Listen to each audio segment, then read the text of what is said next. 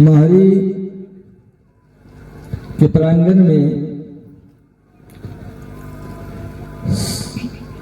Kabir सतधर्म foundation के तत्वाधान में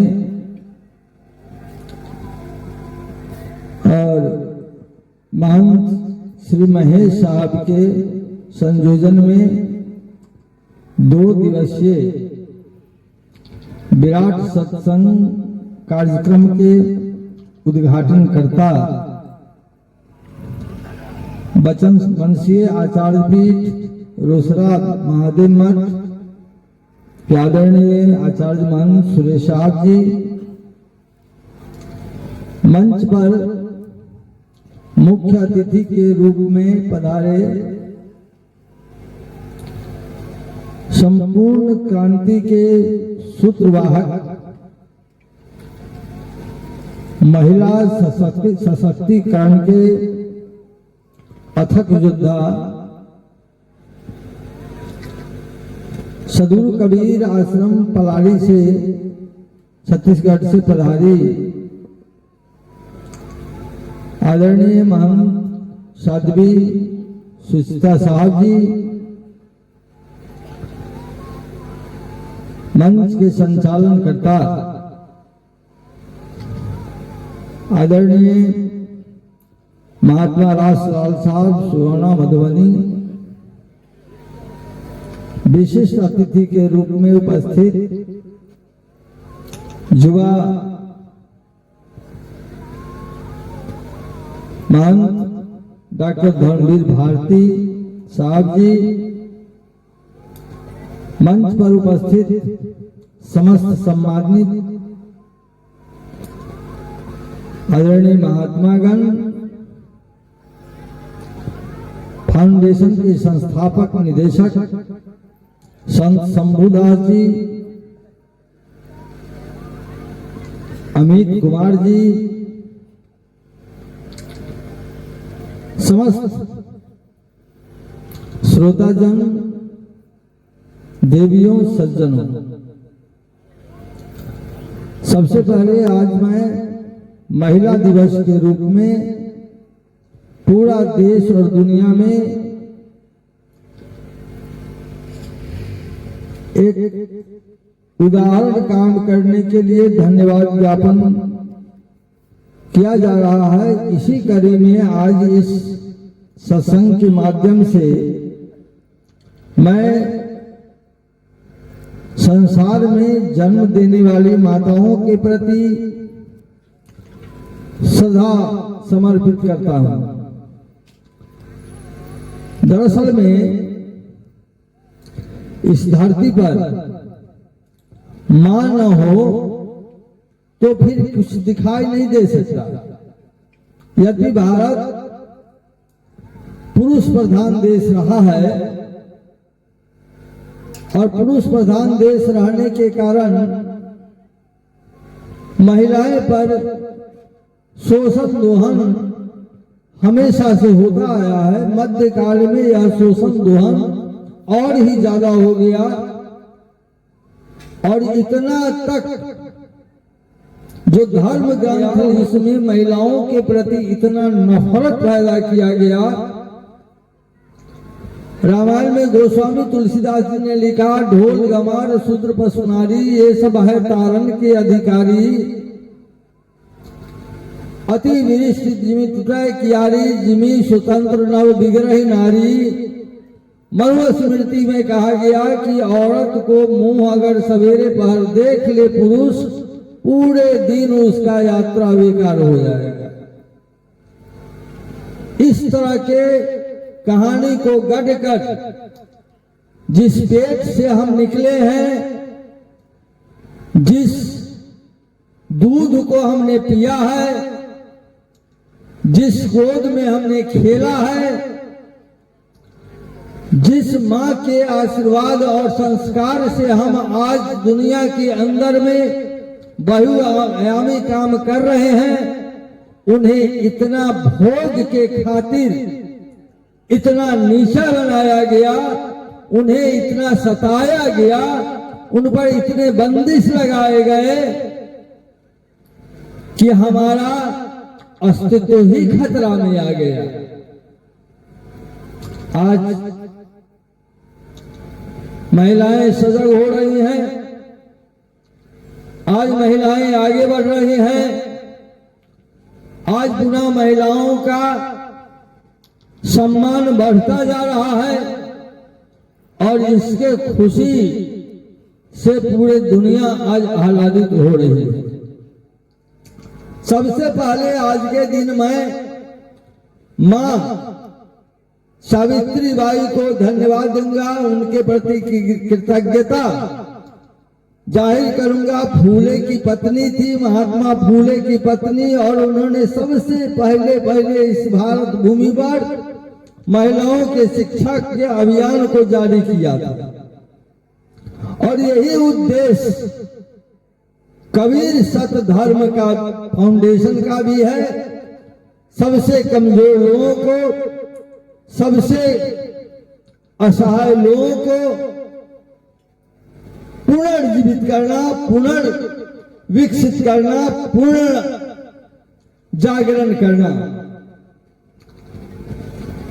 मुझे अत्यंत प्रसन्नता है कि भारत में कबीर पंथ समाज को संशोधन करने के लिए, कबीर पंथ समाज को जोड़ने के लिए, कबीर साहब के विचारों को पूरे दुनिया में जनमन में फैलाने के लिए कई संस्थाओं ने अपना भूमिका को अदा करने के लिए कृत संकल्प हुआ है,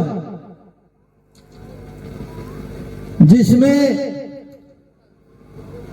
कबीर धर्म परिषद है, कबीर सत धर्म फाउंडेशन है, कबीर धर्म भारत है। ऐसे विभिन्न भारत के अंदर में संस्थाएं हैं। कबीर पंथ महासंघ है, जिसका उद्देश्य कबीर साहब के पावन विचारों को जनमन में लाकर शांति सुकून को पैदा करना और प्रेम का एक ऐसा बाग लगाना है जिसमें सभी का जीने का हक हो, सभी को सम्मान पाने का हक हो, सभी को आगे बढ़ने का हक हो, सभी को एक समुच्च निर्माण का अवसर प्राप्त हो। सदगुरु कबीर साहब इसी उद्देश्य से भारत के धराधाम पर आने का काम किया था। जब मध्यकाल असहज हो रहा था, मध्यकाल जब विकृतियों से भरा पड़ा था, मध्यकाल जब वर्ण वर्ग जाति संप्रदाय के उन्मत्त भावनाओं से ग्रसित था, ब्राह्मणों और मुल्लाओं के चक्कर में सभी लोग परेशान थे, सभी लोग मर्माहत थे, सभी लोग निराश हो गए थे। तब सदगुरु कबीर साहब ने काशी में आकर यह कहा था, कबीरा खड़ा बाजार में सबके मांगत खैर, न काहू से दोस्ती न काहू से बैर। न में किसी से दोस्ती है और न किसी हमारी दुश्मनी है। बुराई से हमारी दुश्मनी है और अच्छाई से हमारी दोस्ती है। कबीर साहब ने कहा, कथनी मीठी खारसी करनी बिस्की लोर, कथनी तद करनी करो तब विष से अमृत हो। रात दिन हम प्रवचन करते हैं, रात दिन हम भजन करते हैं, रात दिन हम स्वर्ग नरक की बात करते हैं, रात दिन हम दूसरे का आलोचना करते हैं, लेकिन एक बार भी अपने तरफ अगर झांक कर देखें तो हम समझते हैं कि उसका जीवन कृतार्थ हो जाएगा, उसका जीवन मंगलमय हो जाएगा, उसका जीवन सुधर जाएगा। इसलिए कबीर साहब ने संपूर्ण समाज को जगाते हुए कहा, करहु विचार ये सब दुख जाई। हमें विचार करने की आवश्यकता है। जिस दुख से हम चिंतित हैं उस दुख को हम कैसे समाप्त कर सकते हैं? तो कबीर साहब ने कहा, बंदे कर ले आप निबेरा, बंदे कर ले आप निबेरा।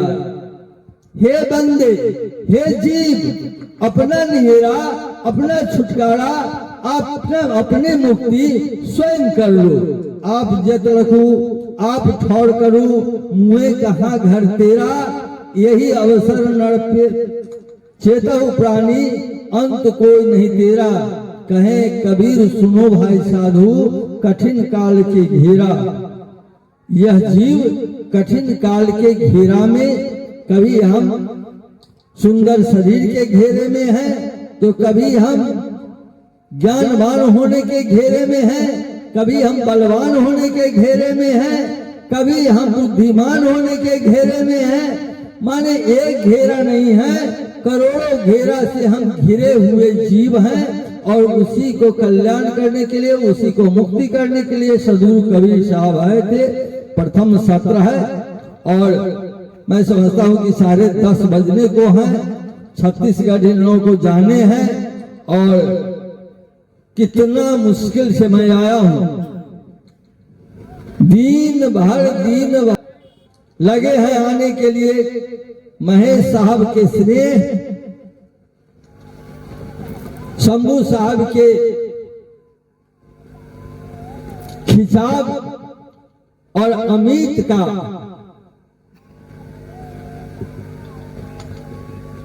प्रेम, ये तीनों का संगम इतना दूर तक खींच कर लाने का काम किया। और मुझे आकर खुशी हुई कि इन क्षेत्रों में जिस तरह से आज इतने देर तक आप बैठे हुए हैं, पूरे मंच महात्माओं से भरे पड़े हुए हैं, लेकिन केवल अब समय यह नहीं रह गया है कि हम भजन प्रवचन केवल मात्र रखें। आज जरूरत है संगठित होने के लिए, आज जरूरत है कबीर साहब के काम को करने के लिए, आगे बढ़ने के लिए। बड़ी जिम्मेवारी है। आज देश असहज हो रहा है, देश में पुनः वही मध्यकाल के समय लग रहा है कि हो रहा है। मंदिर मस्जिद के झंझट इतने कड़ाके से हो रहे हैं कि जब तक हम उससे हम निजात नहीं पाएंगे, कबीर साहब के बातों को जनमन में नहीं ले जाएंगे, तब तक निर्णय होना संभव नहीं है। इसलिए महात्माओं का दायित्व है, अगुआ का दायित्व है, भक्तों का दायित्व है कि अब बैठे नहीं घर में, अब किताब और कॉलेज से निकालकर कबीर साहब को हर जनमन में, हर गांव में, हर कस्बे में कबीर साहब के विचारों को फैलाएं। इन्हीं शब्दों के साथ मैं सभी लोगों को हार्दिक अभिनंदन करते हुए, स्वागत करते हुए अपने वाणी को विराम दे रहा हूँ। साहेब बंदगी और संचालक जी से मैं कहता हूँ